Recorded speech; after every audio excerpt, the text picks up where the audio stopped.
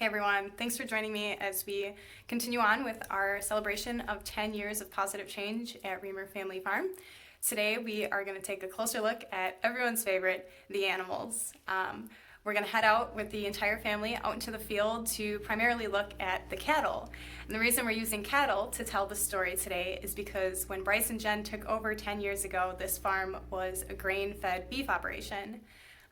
As they took over, they decided they wanted to switch it over to 100% grass-fed.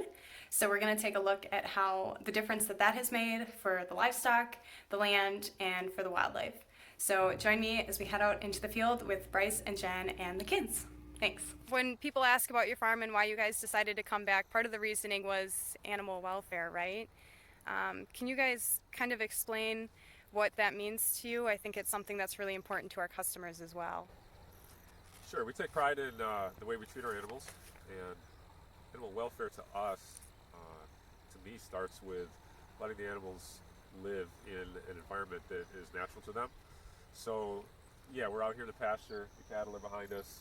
They're grazing. They're wandering about and selecting the food that they want to eat, and basically doing what they want to do out here in the environment that they're adapted to. So. Yeah, letting them express their natural traits is something that I consider a big part of animal welfare here at Riemer Family Farm. Another big piece of animal welfare that people ask about is the end of their life. What we do when we're ready to harvest animals is we run them up to the barn. We sort them through a nice sorting system where they're not stressed. They can just kind of walk right through and onto the trailer.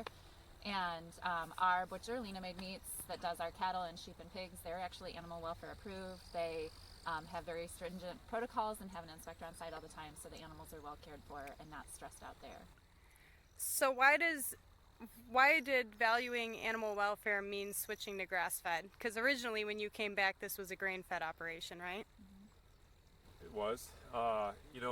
When we fed grain to the cattle, you have to keep them up by the barnyard, by the cattle feeding infrastructure and equipment, and that means containing them near the barn on concrete and things like that. And then we had some health issues. It's not their natural environment, so we wanted to, like I said, just get them out on grass and let them eat things that they're designed to eat. Yeah, the cattle are ruminants, so their four stomachs are meant to eat forage and not grains. So that's the reason we switched. Can you describe any changes you've noticed over the last decade since switching from grain to grass-fed? Yeah, the animals, like you said, the animals have been healthier, and we don't really have a relationship with a veterinarian anymore. So that's the big difference to me. And then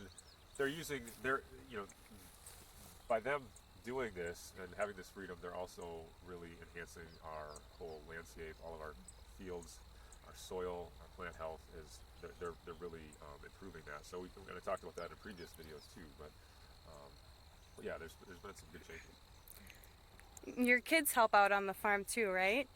They do. What do you guys do on the farm to help with the animals? I take care of the sheep. What does that entail? I check them every day to make sure their water and mineral are full, and then we move them every 3 or 4 days. With a mobile electric fence? Yep. And sheep are special on the farm because they're the only animals that we breed, right? Yeah. So you have to take care of baby lambs too? Yep. What do you do, Kalina? I do the pigs. So that you check them every day and check how hot their fence is, and then they're rotationally grazed on pasture. Well, not grazed, but they rotate on pasture. So every 5th day or so, you move them to a new pasture, or as soon as they need it. Awesome. Kizzy, do you help with the animals on the farm? Yes, I feed the cats and make sure they're healthy. Why are cats important on the farm? They catch rats. That's So right. turkeys don't die. That's right. The cats are part of the security system for the grains and seeds on the farm and brooding chicks. Which animals are your guys' favorites? Bryce and Jen too. Oh, cattle. Cats. Yeah. Kittens, I really like actually. the sheep. The sheep. Kittens. I like the pigs. Yeah. I like Awesome. kittens. So your farm is like an ecosystem, and previously we've talked about soil and plants and water, and now we're talking about the animals. And they are essential to the success of your farm, particularly because of how you graze them. It's the movement that makes them different, right? And makes the system work. It is, yeah. Like I said before in a different video, we're grass farmers, so we manage all the grasses on the farm, and the livestock are our tools for management. They not only harvest the crop, but the timing and the intensity of the harvest that they do, the grazing, is all part of the management plan to make the grass and the soil healthier and stronger, more resilient, and so that's the approach. You know, when we have all these different species that we just mentioned, and even chickens and turkeys, you know, where to put them on the farm and when to move them is all kind of a part of a complex overlapping system that we have to consider, you know, and keep in balance for health of the animals and the land. Yeah, being able to use the animals kind of as tools helps us to not have to bring in other inputs that, chemical inputs we don't use at all because the animals do the fertilizing and the harvesting for us. Yeah, and we don't have any weeds out here, if you can tell. It's pretty great how the animals themselves in the right movement can actually improve pasture year over year. And it's the moving them every day, every 3 days that makes a difference between you guys and somebody that just has cattle out on grass continuously. Right.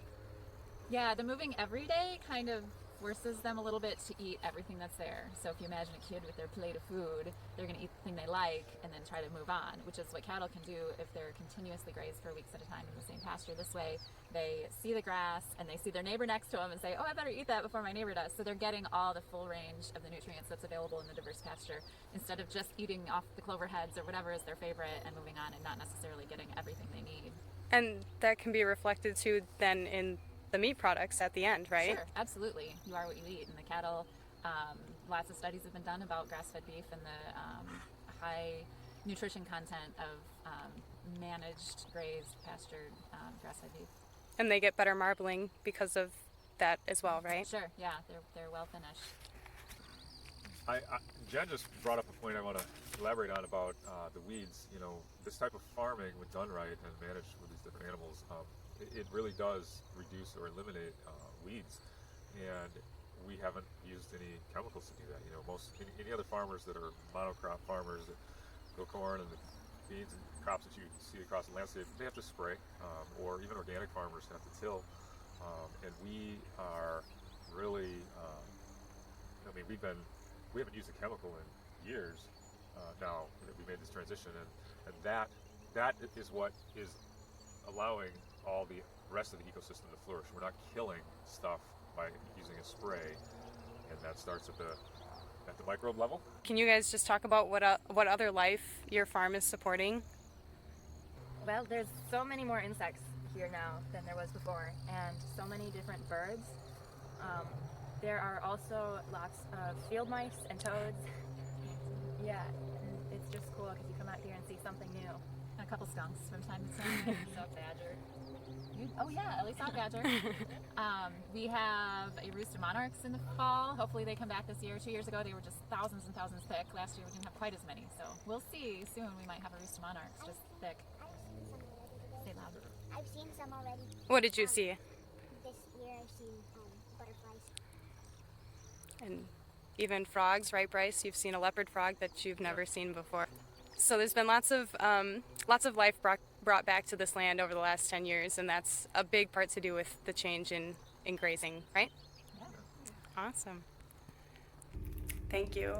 I hope you guys were able to gain a sense of the life and energy and abundance and diversity here that Bryce and Jen and the kids were describing in the video. Just by looking, I mean, you could see the birds swooping and the cattle grazing and hear the insects and other birds in the background. That's the reality of this place. It's a really incredible place to be, and we're happy to share that with you. You know, as I personally enjoy cooking, and I always say that love is the secret ingredient, and that extends to this farm as well. We're farmers, we produce food, but we're also artisans producing a craft, because every one of those animals is an individual with its own life, its own value, and our job is to respect that and care for it. And we do that, and you can taste the difference. The quality of the products that we share with you is a result of the care that was put into raising those animals. So we're really proud of that, and we're absolutely happy, thrilled to share that with you. So thank you.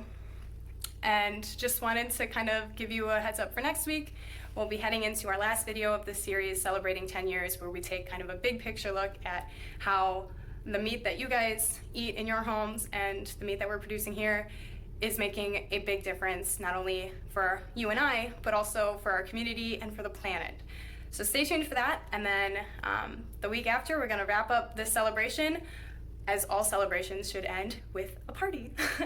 Not an actual party, but we're gonna have some exciting news for you coming to the website, to the store. So stay tuned for that, and yeah, enjoy the weekend, and we'll be in touch next week and after. Thanks.